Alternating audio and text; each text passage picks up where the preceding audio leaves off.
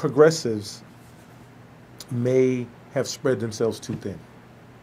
We have multiple progressive groups. Now, we know that the Democratic Party tends to be the big tent, and it's sort of like herding cats, but progressives, if they want to move a candidate, they're going to have to coalesce around some candidates. My campaign manager, Michelle, and I went to one of our constituent groups, and we needed some translation. But one of the things that we found out from them were they weren't competing in every race. They weren't looking to win in every race. They targeted races. And it says, so the school board, they thought was hugely important, and assembly race. The assembly actually controls the school board, believe it or not. So they targeted what they thought was most important to their children, to their young people. Because if they grow their young people, though they may not, the older people may not reap the benefit of it now, it was like they were planting seeds for a crop. And they expected to have a bountiful harvest. But the big thing that I got, besides the fact that they were targeting certain races, was that they set aside their various differences and they coalesced with one another so that they could focus on those certain races, and their candidates won. And that was the first thing I looked for, was did their candidates win? And so I would say that, to me, that was sort of a trial balloon to watch another constituency group try something out, and it worked. And I would suggest that for progressives, go for who you go for in the primaries. Do that. But at some point, you're going to have to coalesce around some candidates, because that now you become a voting bloc. And when you become a voting, because remember, if you're progressives, oftentimes your candidate is not going to be the establishment, in this case, Democrat candidate. Well, if your candidate is not the established Democratic candidate, that means you're going against a party and which has a whole bunch of resources. If you want to stand a chance against the party and all the resources that it brings, and I'm going to throw this out, which some people may find controversial, progressives are going to have to look at the role that unions play in elections. You're talking about money, you're talking about volunteers, you're talking about resources. And it's just a conversation that progressives are going to have with one another to determine, are we straddling the fence? Because I believe you can only have one master.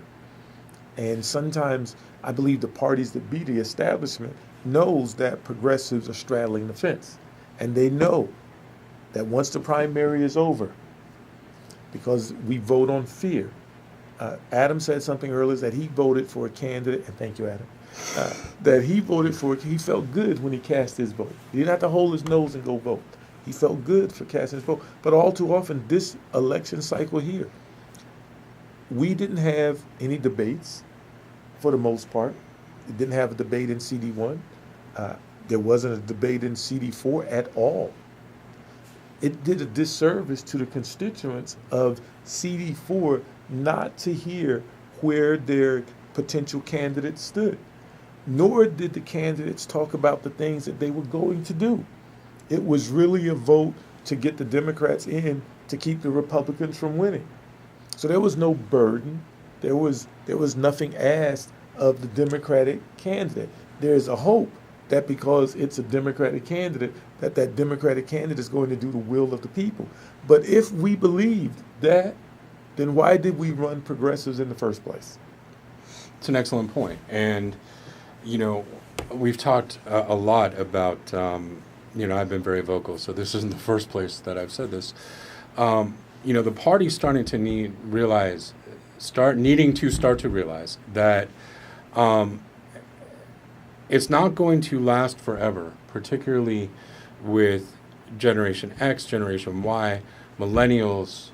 I don't remember what the new generation is called that's coming up now, Z, of the high school students who are just about to be able to vote.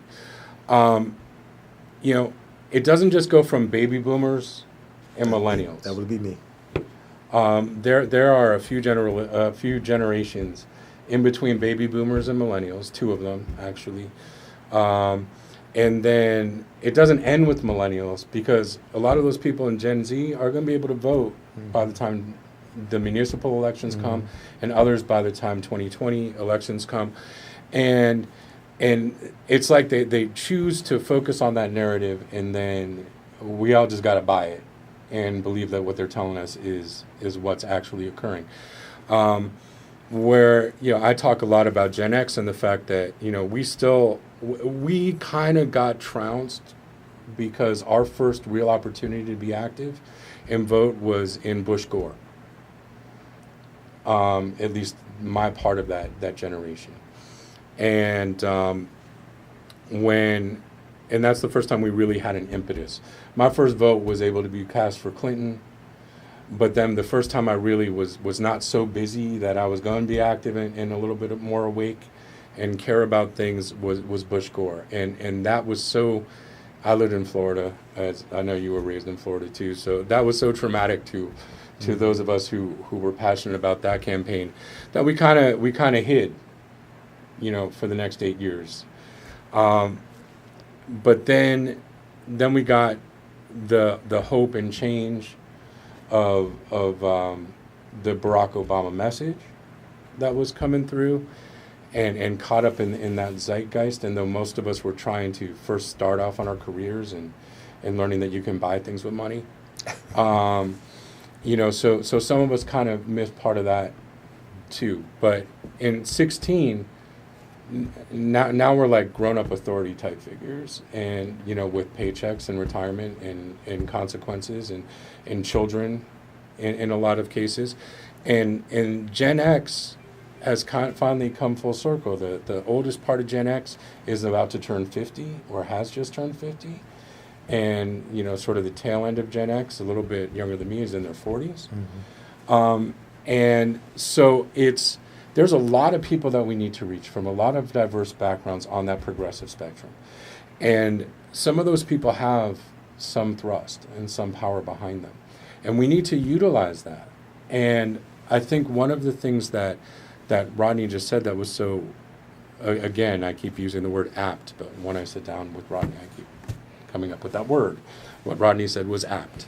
And I'm sure there's a better word for it. But the fact is, that's why organizations, not to throw a shameless plug out there, but why the Progressive Coalition and its mandate is so important.